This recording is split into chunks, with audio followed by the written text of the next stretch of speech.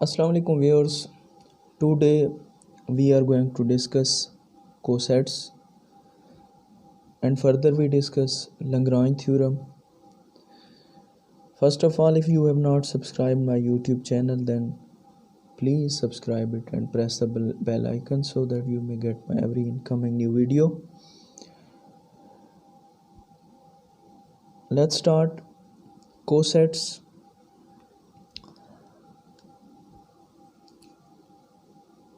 Let G be a group and H be a subgroup of G. For any A belong to G, the set AH where H belong to capital H is denoted by AH is called left coset, and similarly set HA H belongs to H is denoted by HA is called right coset of H in G containing A. First of all सबसे पहले हमने G कोई group लेना है और H उसका कोई भी सब ग्रुप होगा। अब क्या करना है, G के हमने एलिमेंट्स लेने हैं और उनको H के एलिमेंट से मल्टीप्लाई करना है, तो वो जो हमारे पास आंसर आएंगे वो हमारे क्या होंगे, कोसेट्स होंगे। सिमिलरली हम G के एलिमेंट को लेफ़्ट से भी मल्टीप्लाई करेंगे तो वो लेफ़्ट कोसेट बन जाएंगे। अगर उसको हम राइट से मल्टीप्लाई करेंगे तो वो हमारे क्या बनेंगे, राइट कोसेट बन जाएंगे। और AH left coset and HA is called right coset of H in G containing A. अब एक और चीज़ है कि this is called order of the coset. हमें पता है कि ये मॉड का जो साइन है ये ग्रुप थ्योरी में किसको रिप्रेजेंट करता है, ऑर्डर ऑफ द ग्रुप को। अब इसकी एक एग्जांपल लेंगे हम लोग और देखेंगे कि हम किसी भी सेट के कोसेट कैसे निकालते हैं।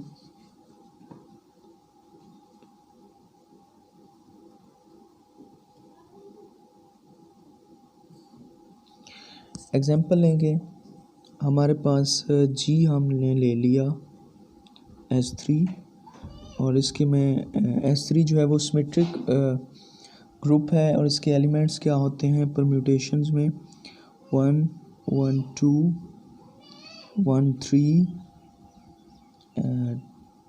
2 3 1 3 2 एंड 1 2 3।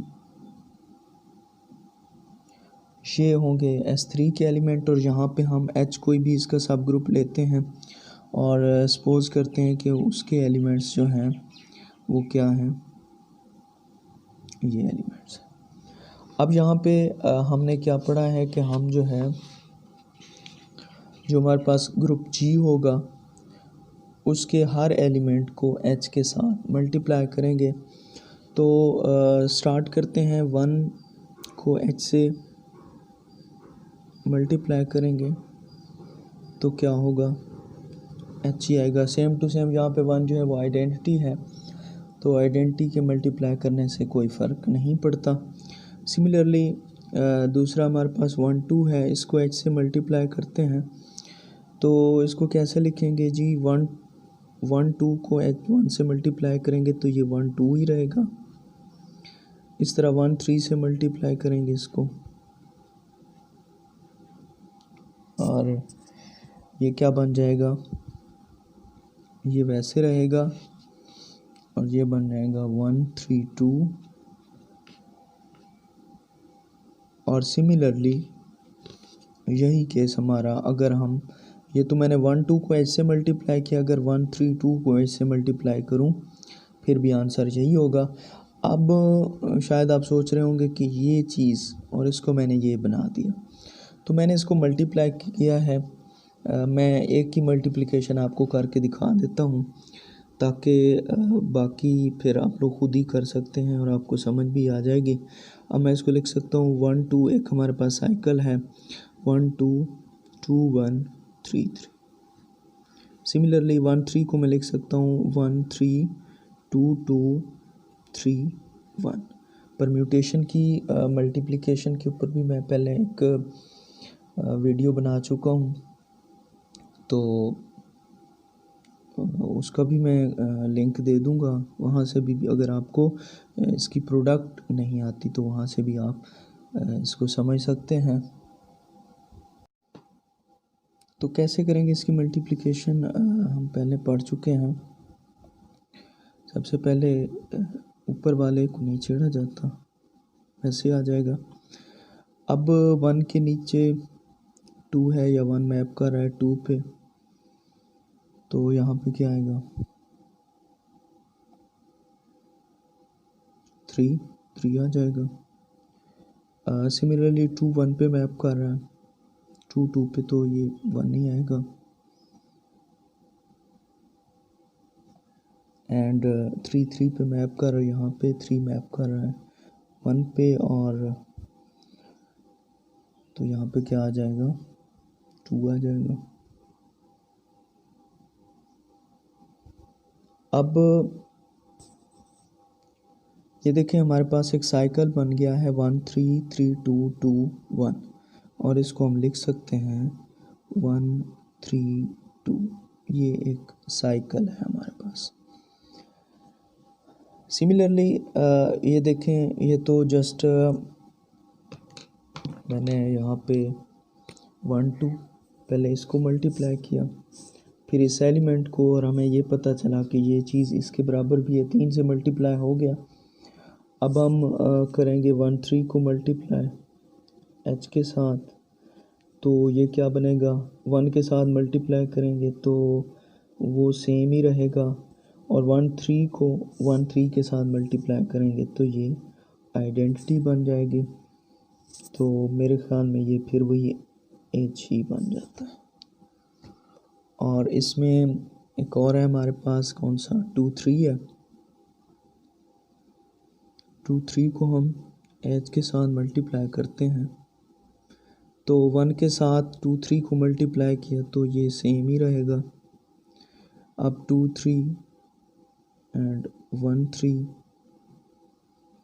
तो ये फिर आपको मल्टीप्लाई करना पड़ेगा इस मेथड से, और इसका क्या जवाब होगा 2 3 वैसे ही रहेगा।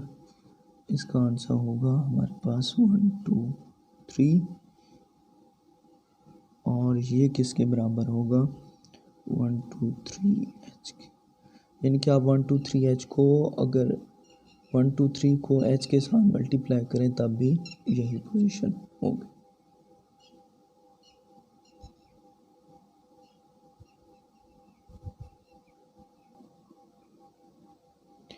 जी, तो यहाँ पे हमने देख लिया कि हमने h के जो 6 एलिमेंट्स थे, सॉरी g के 6 एलिमेंट थे 1 1 2 1 3 2 3 1 2 1 3 2 1 2 3, इन सब को मल्टीप्लाई कर दे, एक ये 2 3 4 5 6, ठीक है। तो ये जो इसके आंसर आए हैं वो आपके पास क्या कहलाएंगे, इसके कोसेट्स कहलाएंगे। अब एक और एग्जांपल हम लोग लेते हैं, और वो भी इसी में ही होगी। एडिशन के लिहाज से हम इसको चेक कर लेते हैं। हमारे पास h कोई सेट है, और h हमारे पास क्या है 0 3 6 है, और g हमने जो लिया है वो Z9 है अंडर एडिशन, ठीक है। एंड Z9 का आपको पता है वो किसके बराबर होता है, वो 0 1 2 3 4 5 6 7 8। अब हमने करना क्या है, Z9 या ग्रुप G का हर एलिमेंट लेना और उसको H के साथ ऐड करना है। पहले 0 लेंगे, 0 प्लस H, देखिए कोई इफेक्ट नहीं होगा, H होगा। सिमिलरली 1 प्लस H क्या होगा 1 4 7, 2 plus H 2 5 8, 3 plus H 3 6 0 4 plus h 4 7 4 plus 6 10 हो जाएगा, आंसर 1 आएगा। तो हम देख सकते हैं कि 1 और 4 का आंसर सेम है। इस तरह 5 प्लस h अगर लेते हैं तो ये बनेगा 5 8 5 प्लस 6 11 और उसका बन जाएगा 2। तो हमने देखा 5 2 और 2 प्लस h ये भी सेम है। तो सिमिलरली आप जो है 6 7 8 के लिए भी इसे सॉल्व कर सकते हैं। अब कुछ प्रॉपर्टीज़ हम देखेंगे, और सबसे पहले एक बात भी हमने याद रखनी है कि लाजमी नहीं है कि हमारे पास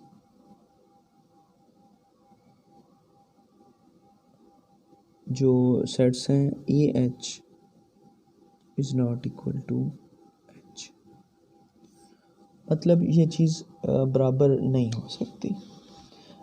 इसकी अगर एग्जांपल हम लोग ले लें तो पीछे भी हमने देखा है कि 1 2 h और h 1 2 अगर आप उसे सॉल्व कर लें, जो परमिटेशन हमने पीछे डिस्कस की है, तो इसके आंसर कभी भी सेम नहीं आएंगे। तो कुछ प्रॉपर्टीज़ हम लोग देख लेते हैं।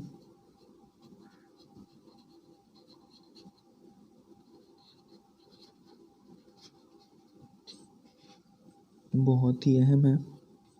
सबसे पहली प्रॉपर्टी हमारे पास A बिलोंग्स टू AH, यानी कि A बिलोंग करेगा उस लेफ़्ट को सेट के अंदर। सेकंड प्रॉपर्टी हमारे पास है AH is equal to H। कहने का क्या मतलब है कि लेफ़्ट को सेट, ओरिजिनल सेट H के बराबर कब होगा, जब हमारे पास if and only if A belongs to H। वैसे आम रूटीन में जब हम कोसेट निकाल रहे होते हैं तो ये ए बिलोंग करता है G को, लेकिन अगर ये A बिलोंग कर जाए G को भी और H को भी, तो फिर लेफ़्ट को सेट और वो जो सेट H होता है वो आपस में क्या होते हैं, बराबर होते हैं। इसी तरह थर्ड प्रॉपर्टी हमारे पास है AH is equal to BH, ठीक, if and only if A belong to BH।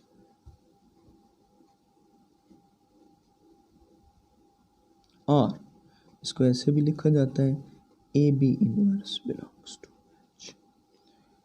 देखिए ये सब ग्रुप वाली कंडीशन भी है, और अगर ये चीज़ सेटिस्फाई होगी, AB इनवर्स बिलोंग करेगा H को, तो हमारे पास AH BH के इक्वल होगा।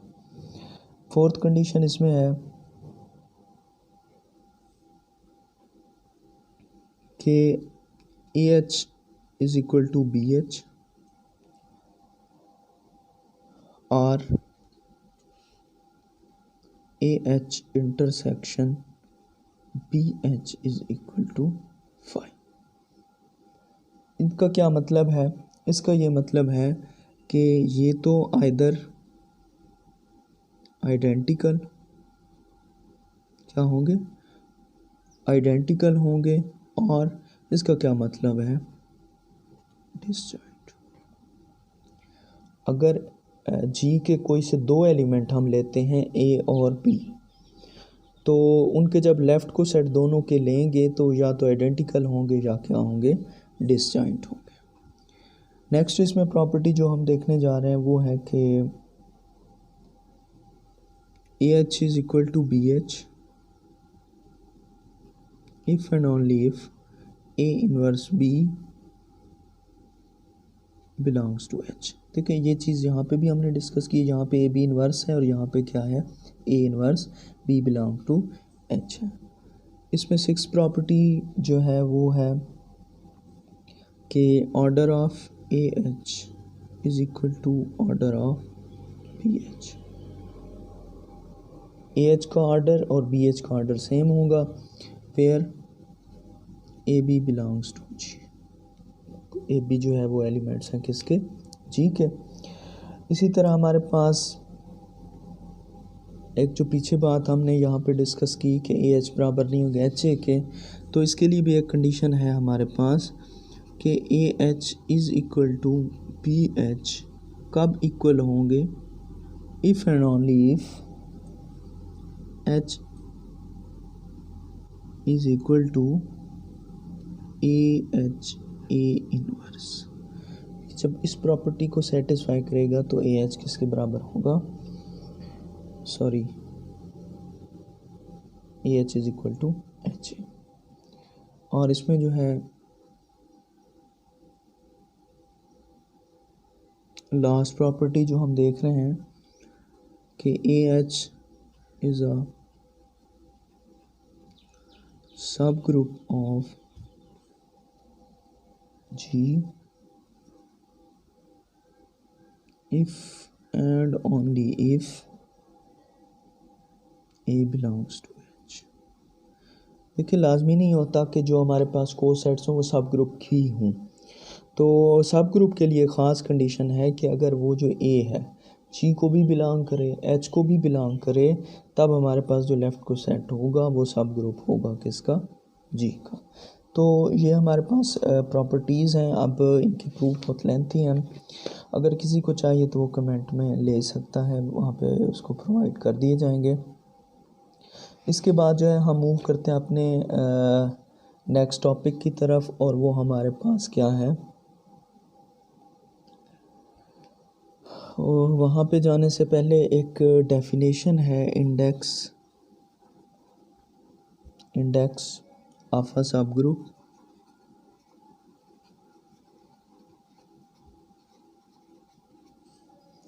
और इसको डिनोट करते हैं इससे। इंडेक्स ऑफ सब ग्रुप क्या होता है हमारे पास, इंडेक्स ऑफ सब ग्रुप होता है number of distinct left cosets of H.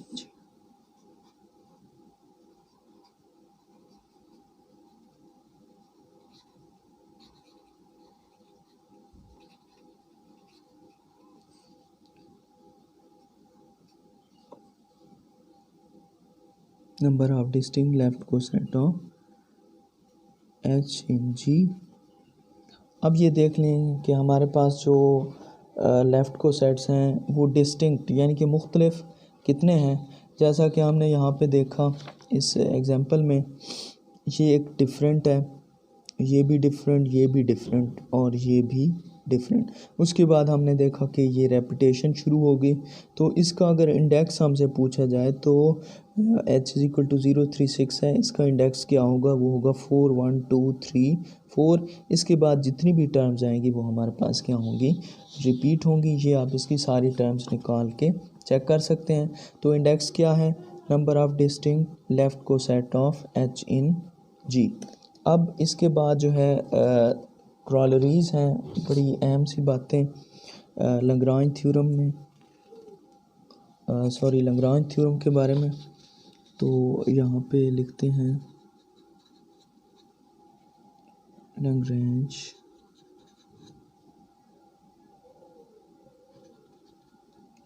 Theorem.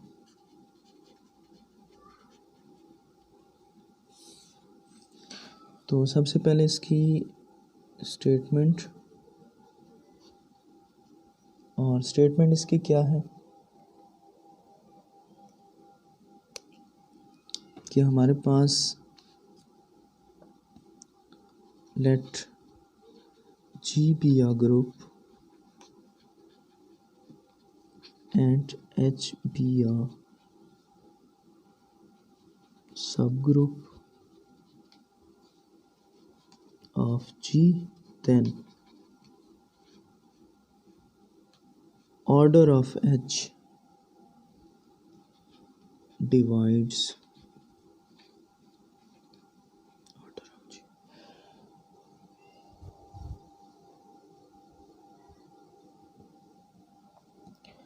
क्या मतलब है कि सब ग्रुप का ऑर्डर डिवाइड करता है ग्रुप के ऑर्डर को। ये आपके पास सिंपल सी स्टेटमेंट है किसकी, लैग्रांज थ्योरम की। और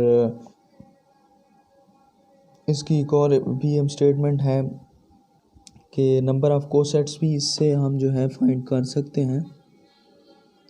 number of cosets is equal to order of G over order of H, या फिर इसको हम ऐसे भी कह सकते हैं कि नंबर ऑफ़ डिस्टिंक्ट लेफ्ट या right cosets of H in G is G का order divided by order of H. अब इसकी सबसे पहली बात जो मेन इम्पोर्टेंट इसमें जो बात है वो ये है कि converse of Lagrange theorem is false, यानी कि इसका कन्वर्स हमारे पास एग्जिस्ट नहीं करता। और उसकी बड़ी एग्जांपल हमारे पास क्या है, A4 alternating group of order 4। अब इसके बारे में चंद जो है वो अहम बातें वो हम देख लेते हैं कि अगर हमारे पास if G is a group and H is a subgroup of G, then index of H in G is equal to, ये बात हम पहले भी डिस्कस कर चुके हैं, नंबर ऑफ कोसेट्स। ठीक है, दूसरी बात जो है इसमें जो अहम है, in a finite group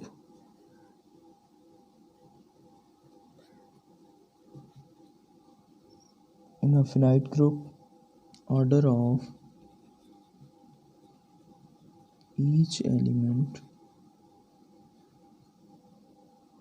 of group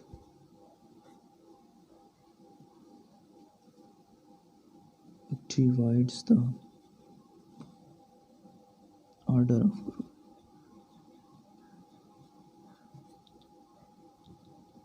क्या मतलब हुआ कि उस ग्रुप के अंदर, अगर ग्रुप हमारे पास पहले क्या है, फिनाइट है, तो उसके अंदर जितने एलिमेंट्स हैं उनका ऑर्डर ग्रुप के ऑर्डर को डिवाइड करेगा। और इसमें नेक्स्ट चीज़ है, बहुत ही अहम है,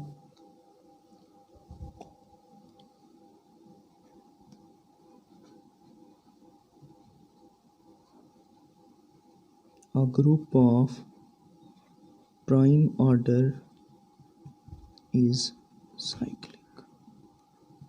अच्छा, याद रखना है आपने कि हमारे पास जो ग्रुप है और वो कौन सा ग्रुप है, प्राइम ऑर्डर का ग्रुप है, यानी कि उसका ऑर्डर प्राइम नंबर है, तो वो हमारे पास क्या होगा, साइक्लिक होगा। इसमें नेक्स्ट जो अहम बात हमने देखनी है कि let G be a finite group, let A belongs to G, then ये बड़ी अहम बात है।